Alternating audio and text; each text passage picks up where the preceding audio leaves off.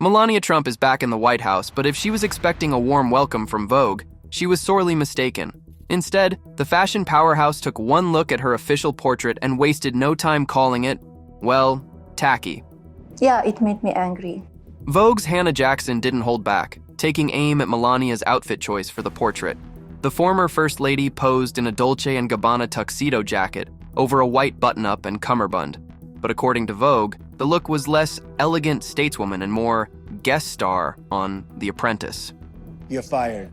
And just in case that critique wasn't sharp enough, the article went on to say that Melania's tuxedo made her look more like a freelance magician than a public servant. Ouch. They're biased, and they have likes and dislikes. But let's be real, this is just the latest chapter in the long-standing Cold War between Melania and Vogue. The magazine has a long tradition of featuring first ladies on its cover, a history that goes all the way back to Lou Henry Hoover. Michelle Obama appeared 3 times, and Dr. Jill Biden has also had 3 covers. Even Republican first ladies like Nancy Reagan, Barbara Bush, and Laura Bush got their moment in the spotlight. But Melania? Not a single cover during her time as First Lady. We have so many other important things to do than to be on the cover of any magazine. I think the life would not change for anybody if I'm on the cover of the magazine. Donald Trump didn't hold back when talking to Megyn Kelly, claiming Vogue's snub was all about politics. Can you believe they never put her on Vogue, on the cover of Vogue, and they just put Corinne Jean-Pierre in there? I know, can you believe it? Can you believe it? She was on the cover of Vogue before she met me. Yeah. And during, but once I said I'm running for president, that was the end of the cover. And according to former aide Stephanie Winston Wolkoff's tell-all memoir, Melania and Me, the former First Lady was furious about it. Allegedly, Melania was recorded venting, saying Vogue said like, "Oh, we want to do a profile." Profile? Far you. Profile. I don't need no profile. It might be a cover. I'm like, might be a cover? I don't give a f***ings about Vogue and any magazine. I have much more important things to do, and I did in the White House. Clearly, she cared at least a little bit. And it didn't help that in 2018, Vogue put none other than Stormy Daniels, yes, that Stormy Daniels, on its pages. Given the history there, it's safe to say that added insult to injury. But the tension between Melania and Vogue isn't just about the magazine covers. It seems there's been bad blood for years. According to journalist Amy Odell's book Anna, the Biography, things got frosty between Melania and Vogue's editor-in-chief, Anna Wintour, as far back as 2016. After the election, Wintour reportedly visited Trump Tower to meet with Donald, but she didn't tell Melania in advance, and Melania, she was not having it. When Wintour arrived, Melania was reportedly so offended that she refused to even say hello. The way it was done, I was really surprised. Why did this bother her so much? Well, before the White House, Melania had graced Vogue's cover back in 2005 when she married Donald, wearing a $200,000 Christian Dior wedding gown.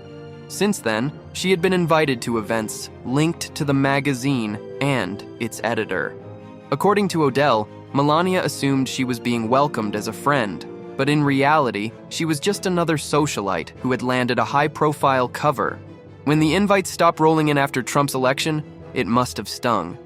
She was actually very friendly with Anna Wintour, but once I ran for politics, that was the end of that, and that's okay. Now, with Vogue taking fresh shots at her White House portrait, it seems safe to say that this feud isn't ending anytime soon. You have to stand up for what you believe in. But love her or hate her, there's no denying that Melania knows how to make a statement with her style, whether Vogue approves or not. So, what is it about her look that keeps people talking? Let's take a closer look. Her style is all about minimalism with a twist. You know, every day something new. She loves sleek skirt and jacket sets, bold jumpsuits, and elegant cloak coats. But it's not just simple. Her wardrobe includes statement gowns, hello Dior, and casual shirt dresses. And those accessories? Sky-high Louboutins, oversized sunglasses, and long gloves. They're not just for show. They scream power and confidence, like saying, "I'm here and untouchable." Would you be a good First Lady, do you think?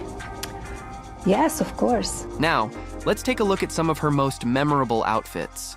First up, her off-the-shoulder dress at the Salute to Our Armed Services inaugural ball in Washington. Crafted by her go-to designer, Hervé Pierre, this couture dress was created in just 2 weeks, and it's one for the history books. Melania later donated it to the Smithsonian National Museum of American History, where it now lives on as part of the First Lady's exhibit. Talk about a dress with a legacy. We do have a mannequin for the First Lady, of course, but I won't show it to you. That's really like the naked body, you know, there is no... Next, there was the ball gown she wore for a black-tie dinner at Blenheim Palace in England. This Grecian-inspired off-the-shoulder gown by J. Mendel made Melania look positively regal on her first official visit to Britain. With its fitted bodice and graceful chiffon drapes, it had elegance written all over it. For a state visit to the Taj Mahal, she stepped out in a white jumpsuit by Atelier Kaito for Hervé Pierre. This was no ordinary jumpsuit. It had a Nehru collar and a decorative sash that gave a subtle nod to the rich cultural heritage of the area. It was stunning, to say the least. Melania sure knows how to pay tribute to history while staying chic. Then there was the cream wrap coat she wore to mark the 75th anniversary of D-Day in Portsmouth, England. Paired with Dior pumps and a stylish Philip Treacy hat, this sleek look by the row screamed elegance and poise. I feel very comfortable with myself and with my body. And let's not forget the soft pink ensemble she wore in 2019 during a Valentine's visit to the Children's Inn at the National Institute of Health. Designed by Cedric Charlier, this sweet, soft look was perfect for the occasion, as Melania spent time with the children and their families. It's a rare glimpse of the First Lady in a softer, more approachable light, and she pulled it off flawlessly. A year later, she turned heads again with a bold red trench coat on Valentine's Day. This 1970s-inspired piece by Les Reveries was paired with navy Louboutin pumps and Saint Laurent sunglasses. It wasn't just a coat, it was a statement. Melania was channeling pure power in that look. Well, I studied design and architecture, and it's my passion. It's in me. At the Presidential Medal of Freedom ceremony, she wore an Elisab haute couture cocktail dress that reportedly cost a whopping $7,450. This semi-sheer T-length gown was the definition of glam. Talk about living the high life. When Melania welcomed the Colombian president and First Lady to the White House, she wowed everyone in a hot pink Fendi houndstooth coat. It was like she was channeling a real-life Barbie, bold, fun, and totally unforgettable.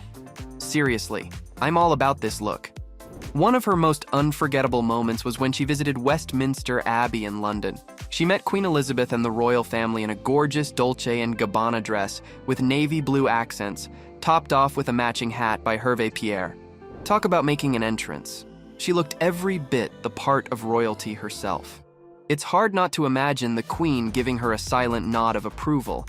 The design is very important. And how could we forget her farewell look? For her final day as First Lady, Melania chose a classic Chanel two-piece paired with long leather gloves, a Bottega Veneta bag, and sleek black Louboutin stilettos.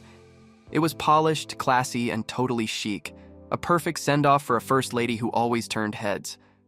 Despite the occasional fashion misstep, like the infamous Zara jacket with its bold, "I really don't care, do you?" slogan, the Manolo Blahnik stilettos she wore to visit flood victims in Texas, or the pith helmet during her trip to Africa, Melania's style has always been bold and attention-grabbing.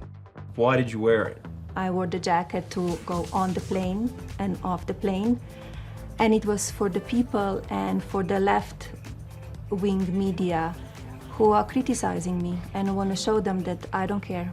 But here's the real question. Was Vogue's critique of Melania's portrait a fair assessment or just a personal jab?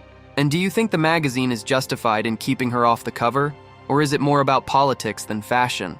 Let me know what you think.